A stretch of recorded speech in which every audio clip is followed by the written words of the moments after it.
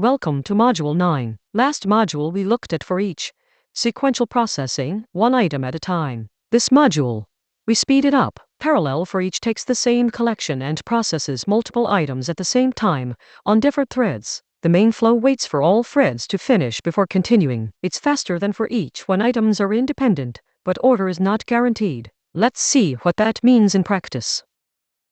Here's the scenario. An order has 50 line items. Each item needs a price from a partner API. In serial, using for each, 50 API calls, 200 milliseconds each, equals 10 seconds. With parallel for each, 10 threads calling the API at the same time.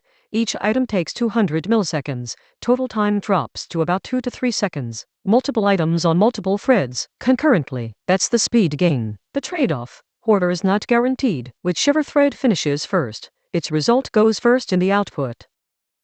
Click Parallel for each and look at the real fields. Because they are not the same as for each, you get display name, collection, what to split up. Empty means the payload. Timeout, milliseconds to wait on a single item before giving up. Max concurrency, how many threads at once. Target, which lets you write the result into a variable instead of overwriting your payload. And target value, which is pre-filled with hash payload. Notice what is missing. There is no variable name field here at all. The item is the payload, same as for each. None of these are mandatory, but max concurrency is the one you should always fill in. Leave it empty, and Mule will try to run every item at once, and that is how you starve your own thread pools and get throttled by whoever you are calling. Before parallel for each, the payload is the array. During processing, each item runs on a separate thread. After processing, Mule aggregates the results back into an array in the payload, but the order may not match the input order. If thread 2 finishes before thread 1, its result appears first. That's usually fine for independent operations. But if you need guaranteed order, use for each instead. Transactions are the gotcha. Parallel for each inside a transaction doesn't actually run in parallel. To maintain transaction consistency, Mule degrades it to sequential. It runs just like for each. So if you're inside a transaction and you expect parallelism, you won't get it. All items must succeed or the transaction rolls back. The parallel speed gain is lost inside transactions. Naming parallel for each. Make it clear that this is parallel processing. Parallel process orders, concurrent transforms. Don't just call it for each parallel. That's confusing. And use the same variable naming as for each, singular form of the collection.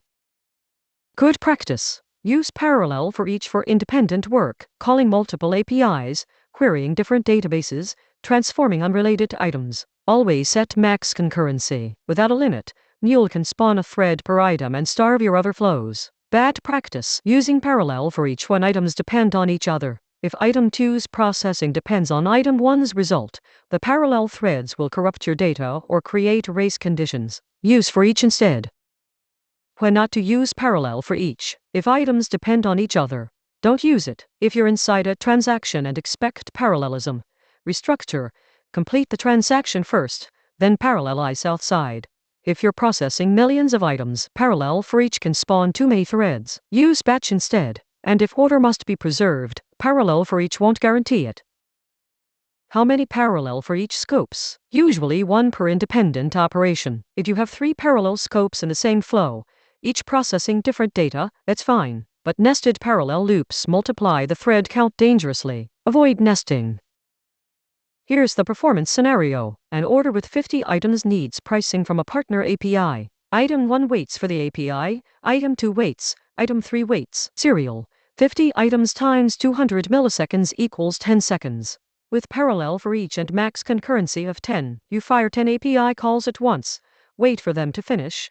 Then 10 more. Total time, around 2 to 3 seconds. Much faster. The trade-off.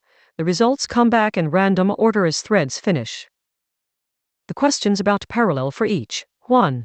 Does it preserve order? No. Results aggregate in thread finish order, not input order. 2. Why set max concurrency? To protect your thread pool and downstream systems from overload. Without it, Mule spawns unlimited threads. 3. Does it work in transactions? Technically yes, but it degrades to sequential. Use for each if you need a transaction. 4. One item fails. What about the others? Other threads keep running. Eventually the main flow sees an error, but some results may be preserved. 5. Items communicate with each other? No. Each thread has its own event copy. Variables set in one thread don't affect others.